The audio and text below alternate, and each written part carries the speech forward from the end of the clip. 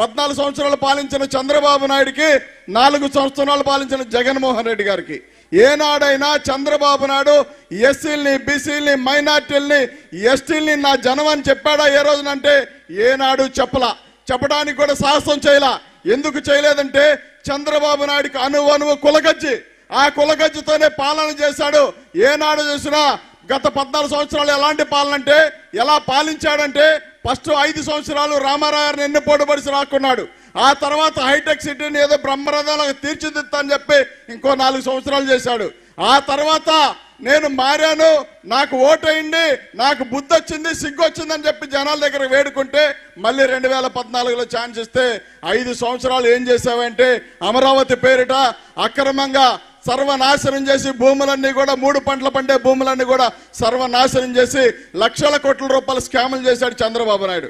దానిలో భాగంగా అక్కడ జరుగుతున్న అన్యాయాలన్నీ మేమందరం ప్రశ్నించినందుకు మన ఎస్సీల పైన, మన బీసీల పైన, మన ఎస్టీల పైన కేసులు పెట్టి అత్యధికంగా ఎక్కువ బాధ పెట్టిన వ్యక్తిగా నన్ను చూపించాడు చంద్రబాబు నాయుడు. కానీ చంద్రబాబు నాయుడు ఎస్సీల్ని, బీసీల్ని, మైనార్టీల్ని దొంగలుగా చూపించాలనుకుంటే ఈ అమరావతి ప్రాంతంలో భూములు తగలబెట్టిన వ్యక్తులు ఎస్సీల్ని, బీసీల్ని, మైనార్టీల కింద చూపించాలని చూస్తే జగన్మోహన్ రెడ్డి గారు మాత్రం నాయనా ఎస్సీలన్నా, బీసీలన్నా, ఎస్సీలన్నా ఎవరు కూడా దొంగలు కాదు, వాళ్ళు దొరబాబులు లాంటి వాళ్ళు ఉండవలసింది జైల్లో కాదు పార్లమెంట్లో అని చెప్పి నన్ను తీసుకెళ్లి ఢిల్లీలో కూర్చోబెట్టిన వ్యక్తి జగన్మోహన్ రెడ్డి గారు.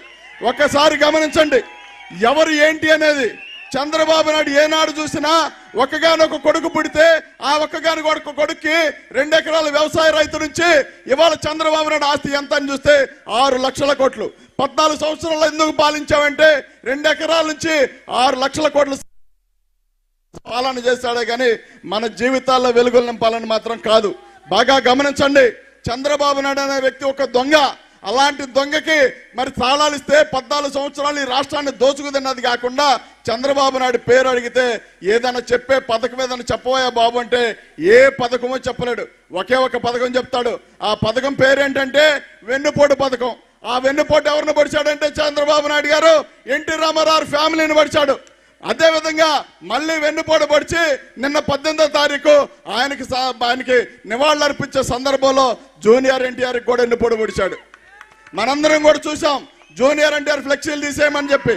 అంటే తన కుటుంబాన్ని, నందమూరి కుటుంబాన్ని సర్వనాశనం చేసిన వ్యక్తి ఈ రాష్ట్రానికి చంద్రబాబు నాయుడు అయితే ఈ రాష్ట్రాన్ని కూడా నాశనం చేసిన వాడు మరో వ్యక్తి కూడా చంద్రబాబు నాయుడే. ఎందుకు చెప్తా ఉన్నానంటే ఏనాడు కూడా చంద్రబాబు నాయుడు స్ట్రైట్ రాజకీయాలు కాదు, ఏనాడు కూడా తను మరి నీతిగా న్యాయంగా పాలించిన వ్యక్తి కాదు. చంద్రబాబు నాయుడు ఒక పార్టీ పెట్టి కష్టపడి 10 సంవత్సరాలు పార్టీని రన్ చేసి ఏనాడైనా అధికారంలోకి వస్తే నీతిగా పాలన చేయాలి కాబట్టి ఇట్లా ఉండాలని చెప్పి చంద్రబాబు నాయుడు తెలిసేది.